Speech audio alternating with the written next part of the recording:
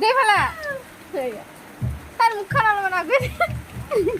আমার মুখখান দুটো চকচকিয়া দেখা পাই আছে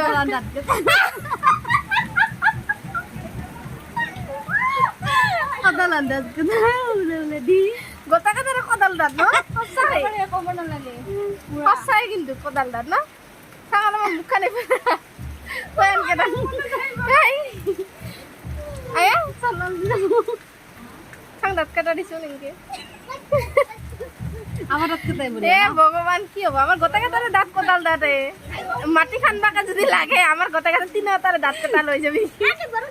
আর আমি তিনটা কি কি আমি তিনটা কি কো আগো আমি তিনটা কি কি